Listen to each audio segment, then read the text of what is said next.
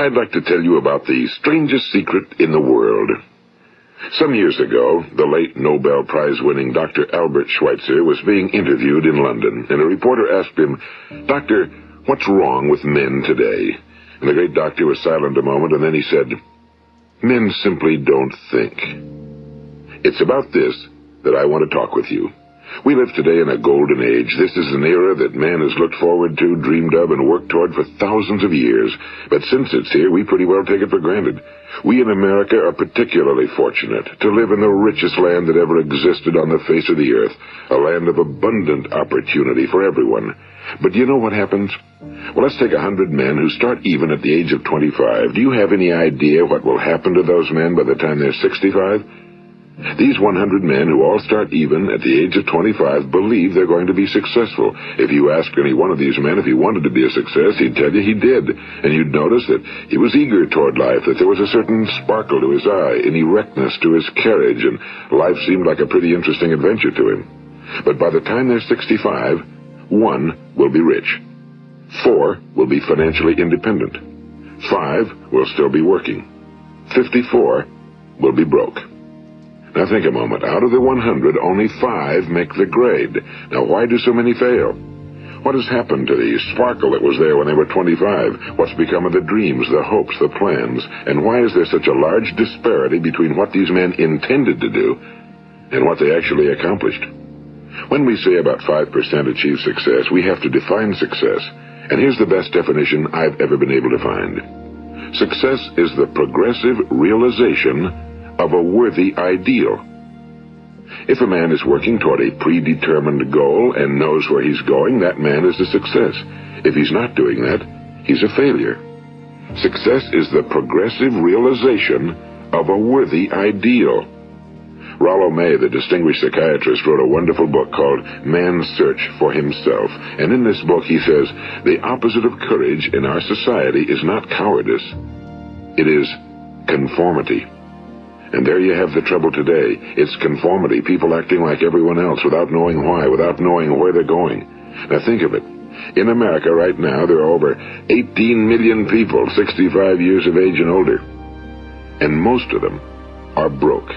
They're dependent on someone else for life's necessities. Now, we learn to read by the time we're 7. We learn to make a living by the time we're 25. Usually by that time, we're not only making a living, we're supporting a family. And yet by the time we're 65, we haven't learned how to become financially independent in the richest land that has ever been known. Why? We conform. And the trouble is that we're acting like the wrong percentage group, the 95 who don't succeed. Now, why do these people conform? Well, they really don't know. These people believe that their lives are shaped by circumstances, by things that happen to them, by exterior forces. They're outer-directed people. A survey was made one time that covered a lot of men, working men, and these men were asked, "Why do you work? Why do you get up in the morning?" 19 out of 20 had no idea. If you ask them, they'll say, well, everyone goes to work in the morning, and that's the reason they do it, because everyone else is doing it. Now let's get back to our definition of success. Who succeeds? The only person who succeeds is the person who is progressively realizing a worthy ideal. He's the person who says, I'm going to become this, and then begins to work toward that goal. I'll tell you who the successful people are. A success is the school teacher who's teaching school because that's what he or she wants to do. The success is the woman who's a wife and mother because she wanted to become a wife and mother and is doing a good job of it. The success is the man who runs the corner gas station because that was his dream. That's what he wanted to do. The success is the successful salesman who wants to become a top-notch salesman and grow and build with his organization. A success is anyone who is doing deliberately a predetermined job because that's what he decided to do deliberately. But only 1 out of 20 does that. That's why today there isn't really any competition unless we make it for ourselves. Instead of competing, all we have to do is create. You know, for 20 years, I looked for the key which would determine what would happen to a human being. Was there a key I wanted to know which would make the future a promise that we could foretell to a large extent? Was there a key that would guarantee a person's becoming successful if he only knew about it and knew how to use it? Well, there is such a key, and I've found it. Have you ever wondered why so many men work so hard and honestly without ever achieving anything in particular, and others don't seem to work hard and yet seem to get everything?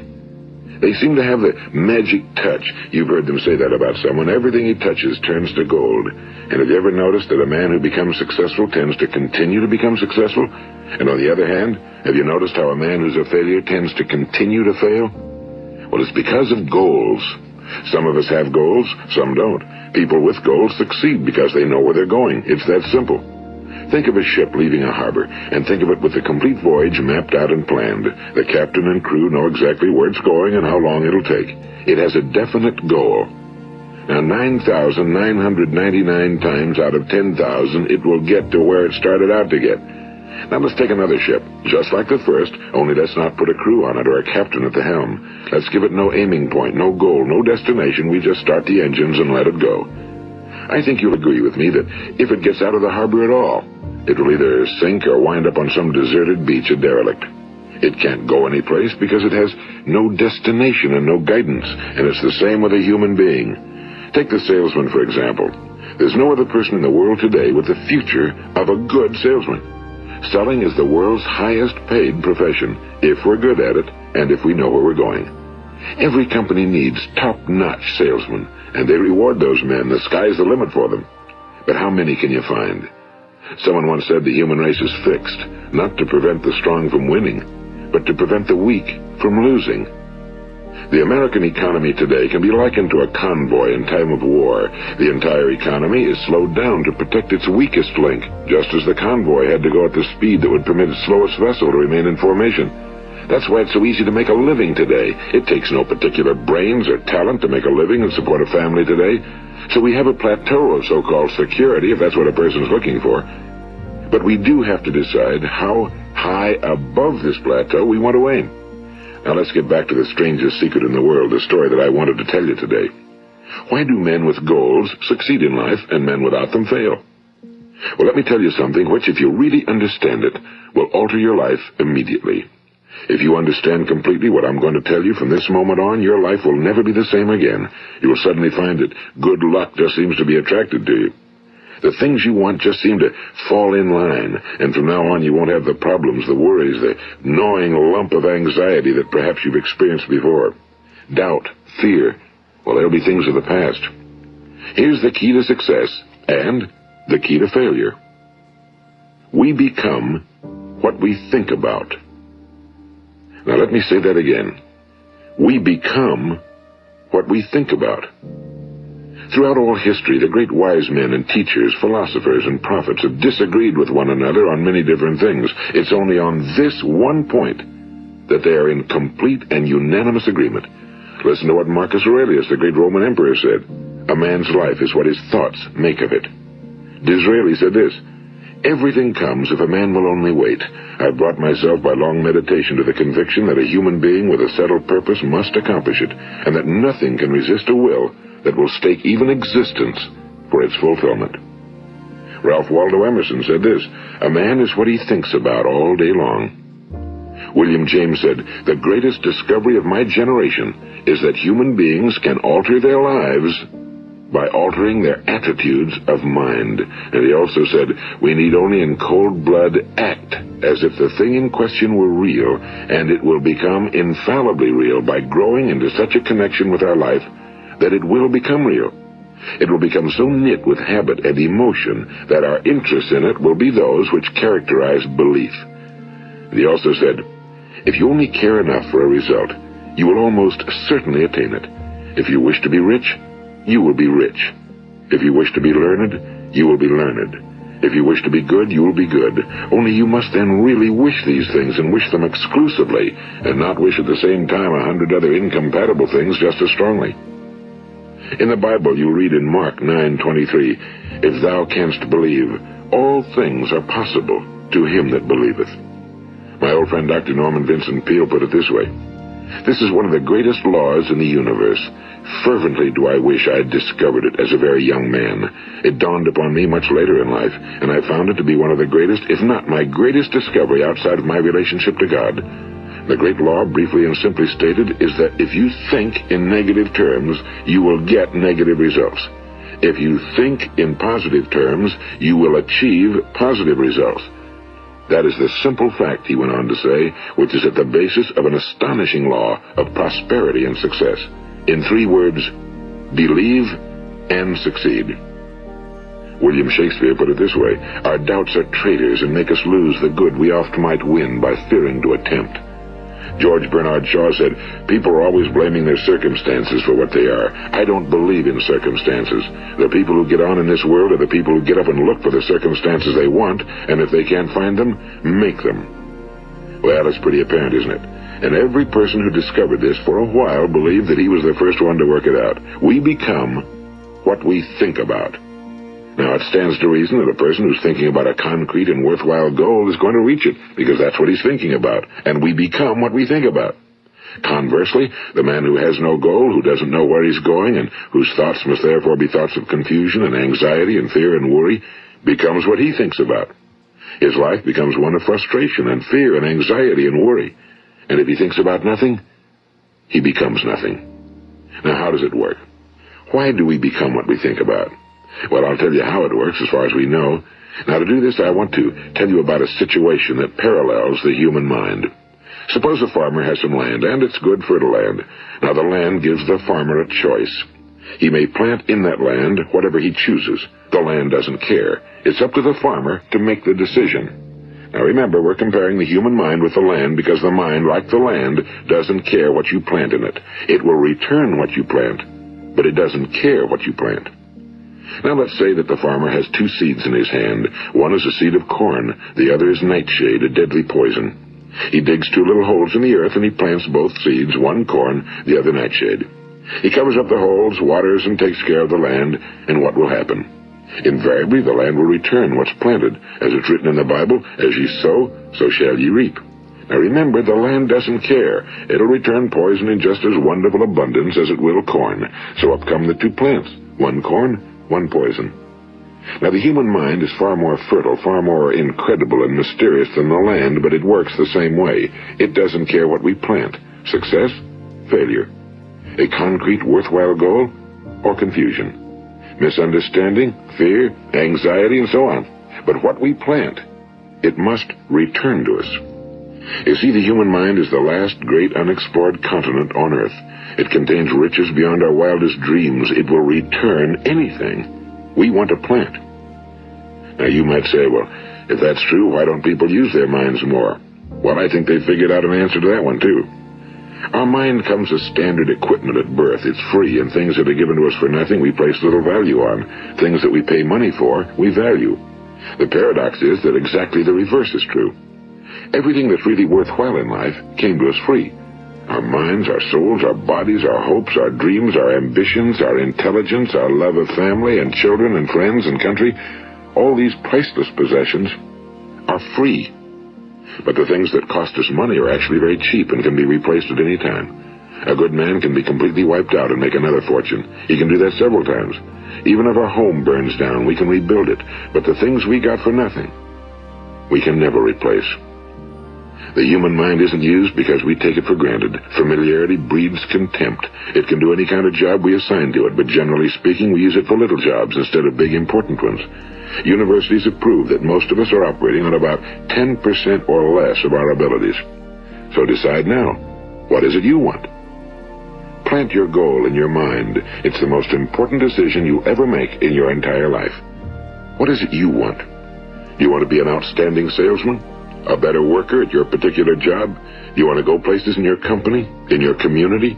Do you want to get rich? All you've got to do is plant that seed in your mind, care for it, work steadily toward your goal, and it will become a reality. It not only will, there's no way that it cannot. You see, that's a law, like the laws of Sir Isaac Newton, the laws of gravity. If you get on top of a building and jump off, you'll always go down. You'll never go up, and it's the same with all the other laws of nature. They always work. They're inflexible. Think about your goal in a relaxed, positive way. Picture yourself in your mind's eye as having already achieved this goal. See yourself doing the things you will be doing when you've reached your goal. Ours has been called the phenobarbital age, the age of ulcers and nervous breakdowns and tranquilizers. At a time when medical research has raised us to a new plateau of good health and longevity, far too many of us worry ourselves into an early grave trying to cope with things in our own little personal ways without learning a few great laws that will take care of everything for us. These things we bring on ourselves through our habitual way of thinking. Every one of us is the sum total of his own thoughts. He is where he is because that's exactly where he really wants to be, whether he'll admit that or not. Each of us must live off the fruit of his thoughts in the future, because what you think today and tomorrow, next month and next year, will mold your life and determine your future. You're guided by your mind. I remember one time I was driving through eastern Arizona, and I saw one of those giant earth-moving machines roaring along the road at about 35 miles an hour with what looked like 30 tons of dirt in it. A tremendous, incredible machine, and there was a little man perched way up on top with the wheel in his hands guiding it. And as I drove along, I was struck by the similarity of that machine to the human mind. Just suppose you're sitting at the controls of such a vast source of energy. Are you going to sit back and fold your arms and let it run itself into a ditch? Or are you going to keep both hands firmly on the wheel and control and direct this power to a specific, worthwhile purpose? It's up to you. You're in the driver's seat. You see, the very law that gives us success is a two-edged sword. We must control our thinking. The same rule that can lead a man to a life of success, wealth, happiness, and all the things he ever dreamed of for himself and his family. That very same law can lead him into the gutter. It's all in how he uses it, for good or for bad. This is the strangest secret in the world. Now, why do I say it's strange, and why do I call it a secret? Actually, it isn't a secret at all. It was first promulgated by some of the earliest wise men, and it appears again and again throughout the Bible, but very few people have learned it, understand it. That's why it's strange, and why for some equally strange reason it virtually remains a secret. I believe that you could go out and walk down the main street of your town and ask one man after another what the secret of success is, and you probably wouldn't run into one man in a month who could tell you. Now, this information is enormously valuable to us if we really understand it and apply it. It's valuable to us not only for our own lives, but the lives of those around us, our families, employees, associates, and friends. Life should be an exciting adventure. It should never be a bore. A man should live fully, be alive. He should be glad to get out of bed in the morning. He should be doing a job he likes to do because he does it well. One time I heard Grove Patterson, the great late editor-in-chief of the Toledo Daily Blade, make a speech, and as he concluded his speech, he said something I've never forgotten. He said, "My years in the newspaper business have convinced me of several things.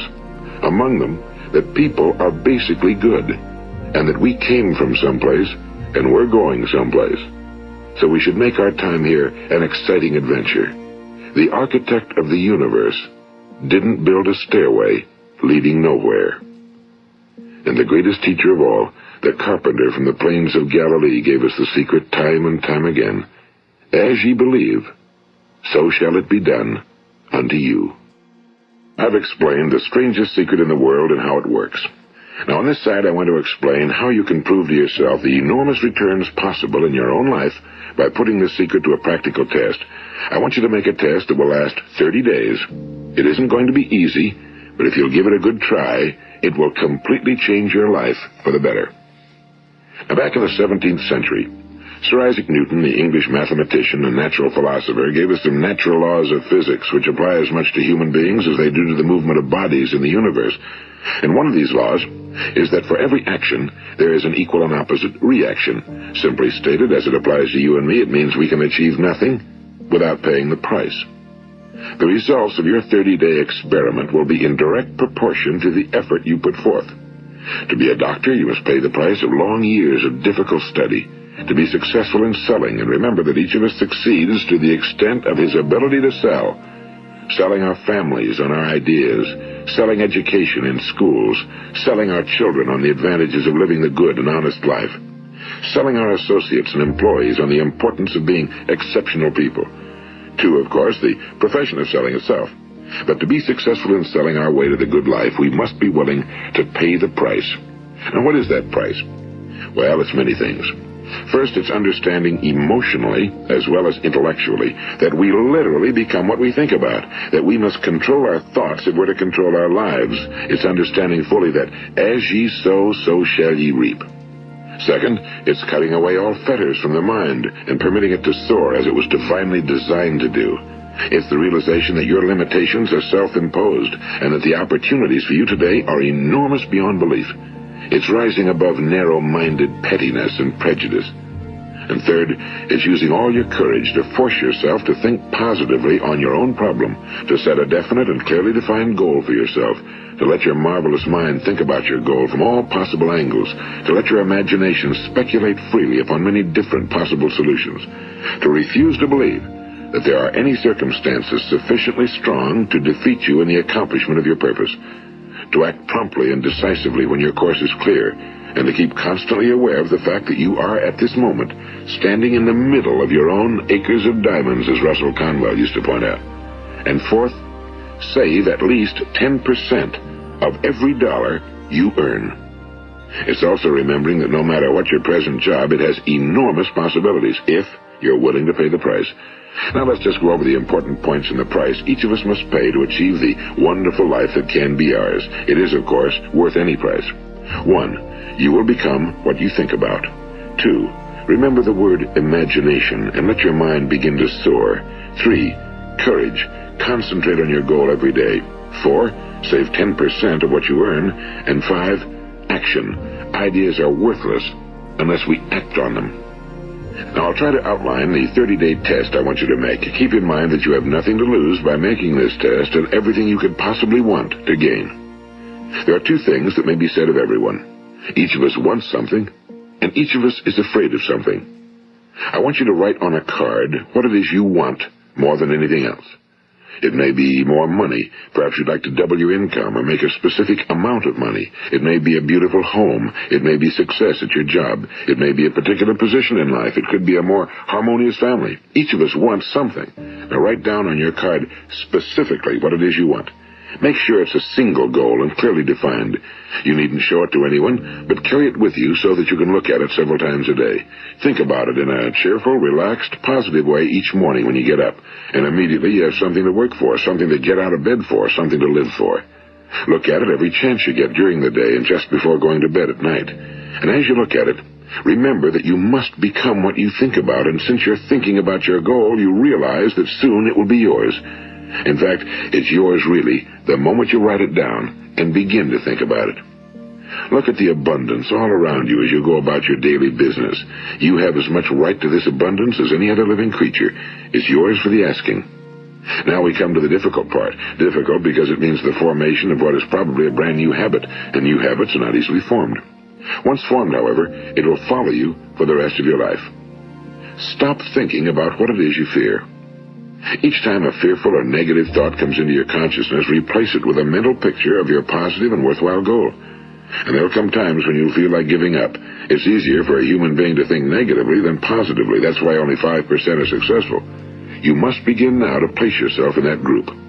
For 30 days, you must take control of your mind. It will think about only what you permit it to think about. Each day for this 30-day test, do more than you have to do.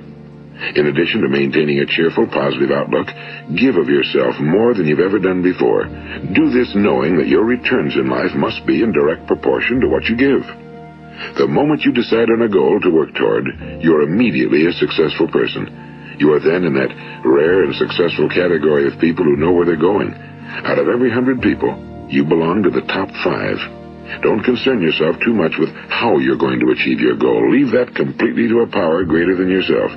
All you have to do is know where you're going. The answers will come to you of their own accord and at the right time. Remember these words from the Sermon on the Mount, and remember them well. Keep them constantly before you this month of your test. Ask, and it shall be given you. Seek, and ye shall find. Knock, and it shall be opened unto you. For every one that asketh receiveth, and he that seeketh findeth, and to him that knocketh it shall be opened. It's as marvelous and as simple as that. In fact, it's so simple that in our seemingly complicated world, it's difficult for an adult to understand that all he needs is a purpose and faith. For 30 days, do your very best. If you're a salesman, go at it as you've never done before, not in a hectic fashion, but with the calm, cheerful assurance that time well spent will give you the abundance in return you deserve and want. If you're a homemaker, devote your 30-day test to completely giving of yourself without thinking about receiving anything in return, and you'll be amazed at the difference it makes in your life. No matter what your job, do it as you've never done it before for 30 days. And if you've kept your goal before you every day, you'll wonder and marvel at this new life you've found. Dorothea Brand, the outstanding editor and writer, discovered it for herself and tells about it in her fine book, Wake Up and Live. Her entire philosophy is reduced to the words, act as though it were impossible to fail. She made her own test with sincerity and faith, and her entire life was changed to one of overwhelming success. Now, you make your test for 30 full days. Don't start your test until you've made up your mind to stick with it. You see, by being persistent, you're demonstrating faith. Persistence is simply another word for faith. If you didn't have faith, you'd never persist. If you should fail during your first 30 days, by that I mean suddenly find yourself overwhelmed by negative thoughts, you've got to start over again from that point and go 30 more days. Gradually, your new habit will form until you find yourself one of that wonderful minority to whom virtually nothing is impossible. And don't forget the card. It's vitally important as you begin this new way of living. On one side of the card, write your goal, whatever it may be. On the other side, write the words we've quoted from the Sermon on the Mount. Ask, and it shall be given you. Seek, and ye shall find. Knock, and it shall be opened unto you. Nothing great was ever accomplished without inspiration. See that during these crucial first 30 days, your own inspiration is kept at a peak. And above all, don't worry. Worry brings fear, and fear is crippling. The only thing that can cause you to worry during your test is trying to do it all yourself. Know that all you have to do is hold your goal before you. Everything else will take care of itself. Remember also to keep calm and cheerful. Don't let petty things annoy you and get you off course. Now, since making this test is difficult, some will say, why should I bother? Well, look at the alternative. No one wants to be a failure. No one really wants to be a mediocre individual. No one wants a life constantly filled with worry and fear and frustration. Therefore, remember that you must reap that which you sow. If you sow negative thoughts, your life will be filled with negative things. If you sow positive thoughts, your life will be cheerful, successful, and positive. Now, gradually, you will have a tendency to forget what you've heard on this recording. Play it often. Keep reminding yourself of what you must do to form this new habit. Gather your whole family around at regular intervals and listen to what's been said here. You know, most men will tell you that they want to make money without understanding the law. The only people who make money work in a mint. The rest of us must earn money.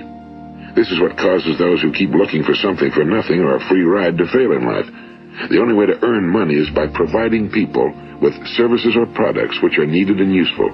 We exchange our time and our product or service for the other man's money. Therefore, the law is that our financial return will be in direct proportion to our service. Now, success is not the result of making money. Making money is the result of success, and success is in direct proportion to our service. Most people have this law backwards. They believe that you're successful if you earn a lot of money. The truth is that you can only earn money after you're successful. It's like the story of the man who sat in front of the stove and said to it, give me heat, and then I'll add the wood. How many men and women do you know, or do you suppose there are today, who take the same attitude toward life? There are millions. We've got to put the fuel in before we can expect heat. Likewise, we've got to be of service first before we can expect money. Don't concern yourself with the money. Be of service, build, work, dream, create. Do this and you'll find there's no limit to the prosperity and abundance that will come to you. Prosperity, you know, is founded upon a law of mutual exchange. Any person who contributes to prosperity must prosper in turn himself. Sometimes the return will not come from those you serve, but it must come to you from someplace, because that's the law. For every action, there is an equal and opposite reaction. As you go daily through your 30-day test period, remember that your success will always be measured by the quality and quantity of service you render, and money is a yardstick for measuring this service. No man can get rich himself unless he enriches others. Now, there are no exceptions to a law. You can drive down any street in America and from your car estimate the service that's being rendered by the people living on that street. Had you ever thought of this yardstick before? It's interesting. Some, like ministers and priests and other devoted people, measure their returns in the realm of the spiritual, but again, their returns are equal to their service. Once this law is fully understood, any thinking person can tell his own fortune. If he wants more, he must be of more service to those from whom he receives his return. If he wants less, he has only to reduce his service. This is the price you must pay for what you want. If you believe you can enrich yourself by deluding others, you can end only by deluding yourself. It may take some time, but just as surely as you breathe, you'll get back what you put out. Don't ever make the mistake of thinking you can avert this. It's impossible. The prisons and the streets where the lonely walk are filled with people who tried to make new laws just for themselves. We may avoid the laws of man for a while, but there are greater laws that cannot be broken. An outstanding medical doctor recently pointed out 6 steps that will help you realize success. 1. Set yourself a definite goal. 2. Quit running yourself down. 3. Stop thinking of all the reasons why you cannot be successful and instead think of all the reasons why you can. 4. Trace your attitudes back through your childhood and try to discover where you first got the idea you couldn't be successful, if that's the way you've been thinking. 5. Change the image you have of yourself by writing out a description of the person you would like to be. And 6. Act the part of the successful person you have decided to become. The doctor who wrote those words is a noted West Coast psychiatrist, Dr. David Harold Fink. Do what the experts since the dawn of recorded history have told you you must do. Pay the price by becoming the person you want to become. It's not nearly as difficult as living unsuccessfully. Make your 30-day test, then repeat it again, and each time it will become more a part of you until you'll wonder how you could ever have lived any other way. Live this new way and the floodgates of abundance will open and pour over you more riches than you may have dreamed existed. Money? Yes, lots of it.